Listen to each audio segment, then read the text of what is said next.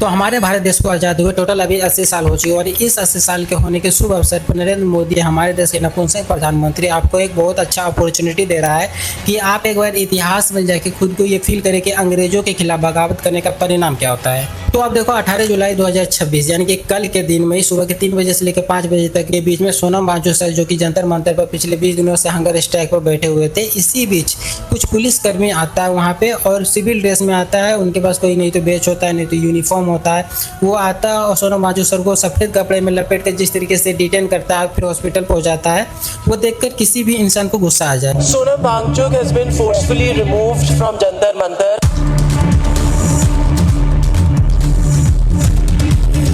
लेकिन इसी बीच मुझे एक और न्यूज़ देखने के लिए मिलती है जो कि सीजेपी के फाउंडर अभिजीत दीपके उस समय वहाँ पे नहीं मौजूद होते, वो किसी अपने दोस्त के रूम पर फ्रेश होने के लिए जाते हैं। लेकिन दिल्ली पुलिस जो कि इतना निकम्मा पुलिस है, ये वहाँ पर भी पहुँच के उनको मारती पीट। मैं अभी अपने दोस्त के घर गया था फ्रेश होने, तो मुझे वहाँ पर भी पुलिस ने मार कर रोक रखा था, डिटेंशन में रख रखा था। इसके बाद सोनम वांगचुक सर की पत्नी उस हॉस्पिटल में पहुंचती जहाँ पे सोनम वांगचुक सर को डिटेन करके रखा गया था। हालांकि वहाँ पर जब इनकी वाइफ पहुंचती है तो दिल्ली पुलिस उनको मिलने तक भी नहीं देती है। लेकिन जब दिल्ली पुलिस से सोनम वांगचुक सर की वाइफ ये मांग करती है कि उनका हेल्थ रिपोर्ट हमें दिखाया जाए, तो दिल्ली पुलिस कहती है कि उनका हेल्थ रिपोर्ट बहुत खराब आया। जैसे की रिपोर्ट दिखाइए, क्योंकि हम बिना रिपोर्ट के कुछ भी उनको देना नहीं चाहते हैं। मैंने क्लियरली ये कहा है कि कुछ भी ओरल या इंट्रावेनस बिना मेरी कंसेंट के उनको नहीं दिया जाएगा, और जो भी दिया जाएगा वो रिपोर्ट के बेसिस पे दिया जाएगा। लेकिन वो हमें वो रिपोर्ट दिखा तो रहे हैं जिसमें 2.9 है उनका पोटेशियम, लेकिन दे नहीं रहे। तो आप सवाल आता है कि अगर हेल्थ रिपोर्ट इतना ही खराब आया तो आपको दिखाने में क्या शर्म आ रहा है, क्या दिक्कत आ रहा है, क्या डर आ रहा है। देखो यार,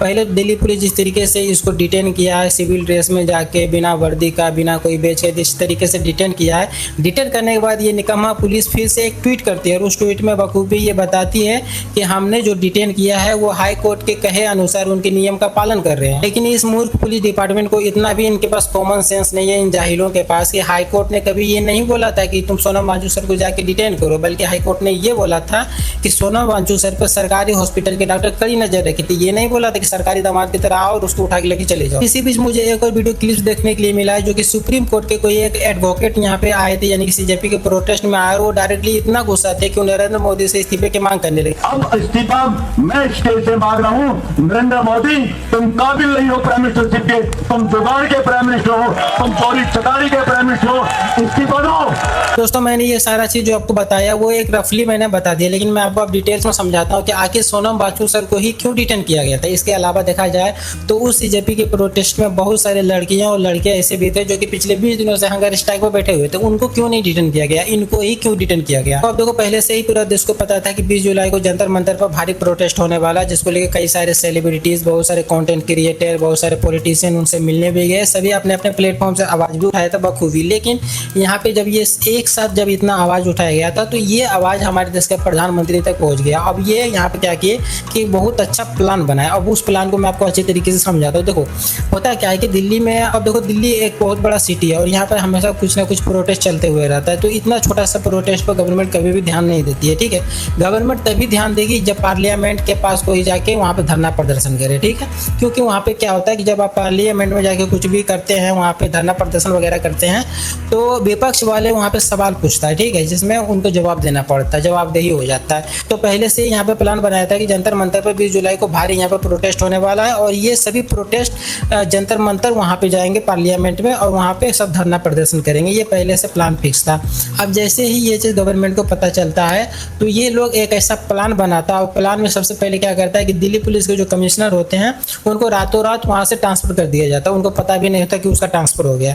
अब जैसे ही उसका ट्रांसफर होता है, इसके बाद एक और वहाँ पर नया कमिश्नर बना दिया जाता है, ठीक है। जैसे वहाँ पे एक नया कमिश्नर बन जाता है, इसके बाद क्या होता है कि ये लोग एक मॉक ड्रिल कंडक्ट करवाते हैं। मॉक ड्रिल में सभी पुलिस को बुलाया जाता है सुबह में, और वहाँ पे बुलाने के बाद फिर वहाँ से उस सभी पुलिस को मॉक ड्रिल के बहाने पुलिस स्टेशन ले जाया जाता है। वहाँ पे प्लान बनाया जाता है कि 30 सेकंड के अंदर ही सोनम वांगचुक को वहाँ से हटाना, यानी कि जंतर मंतर से हटाना, जैसा कि इस रिपोर्ट में तुम देख सकते हो। अब मेरा एक सवाल आता है कि अगर 30 सेकंड में सोनम वांगचुक को जिस तरीके से दिल्ली पुलिस उठाया है, काश 30 सेकंड में ऐसा ही एक्शन हमारे देश के के पुलिस हर राज्य में लेना स्टार्ट कर दे तो शायद आज जो बच्चों के साथ इतना रेप हो रहा है, महिलाओं के साथ जो इतना गंदी गंदी हरकतें हो रहा है, ये शायद बंद हो जाए। लेकिन ये निकम्मा पुलिस सिर्फ और सिर्फ कमज़ोर लोगों पर ही अपना धक जमा सकता है, ठीक है। ये बल वहीं पर दिखा सकता है जहाँ पर लोग कमज़ोर हो। तो इसके बाद देखो सोनम बाजवा सर को ये दिल्ली पुलिस तो कामयाब हो जाती है डिटेन करने में, डिटेन कर लेती है बलपूर्वक। लेकिन कहते हैं ना कि अगर कोई इंसान शरीर से कमज़ोर है तो ये मत समझ लेना कि वो दिल और दिमाग से भी कमज़ोर हो। देखो अब होता क्या है कि यहाँ पे सोनम बाजवा सर को डिटेन करने के बाद हॉस्पिटल ले जाया जाता है और हॉस्पिटल में वहाँ पर इलेक्ट्रो पाउडर और नारियल पानी पे डालने की कोशिश किया जाता है। लेकिन सोनम बाजवा सर अपनी जिद पर अड़े रहते हैं। वो कोई भी अभी तक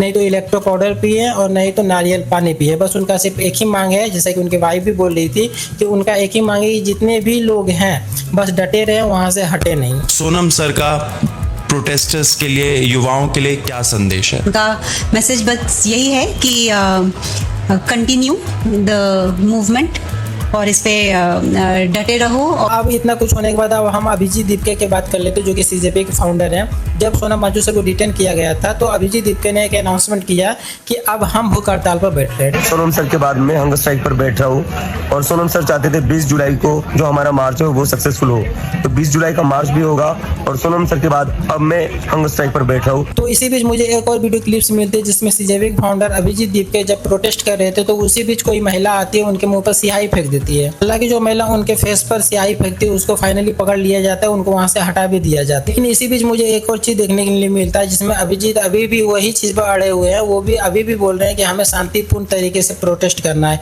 पहले तो उनके ऊपर थप्पड़ चलाया जाता है जैसे कि तुम सभी को पता होगा, उसके बाद दिल्ली पुलिस उनको मारती है, उसके बाद उनके ऊपर स्याही फेंक दिया जाता है। इतना कुछ होने के बावजूद भी ये बंदा फिर से बोल रहा है कि हमें शांतिपूर्ण तरीके से इस प्रोटेस्ट को कंप्लीट करना है। मैं आपको याद दिला दूं, देखो यार, मैं अगर अभिजीत दीपके की जगह पर होता तो मैं गांधीवादी कभी भी नहीं बनता, क्योंकि आज के समय में आप गांधी जी के रास्ते पर चल के कभी भी किसी भी चीज़ को पूरा नहीं कर सकते। आपको भगत सिंह के रास्ते पर चलना ही पड़ेगा। जब तक आप भगत सिंह के रास्ते पर नहीं चलोगे तब तक गवर्नमेंट कभी भी रेजिग्नेशन नहीं देने वाला है। मेरा इतना ही कहना है, ठीक है। तो आशा करते हैं कि वीडियो आपको थोड़ी बहुत तो अच्छी जरूर लगी होगी। तो वीडियो अच्छी लगी वीडियो को लाइक कर देना, चैनल को सब्सक्राइब कर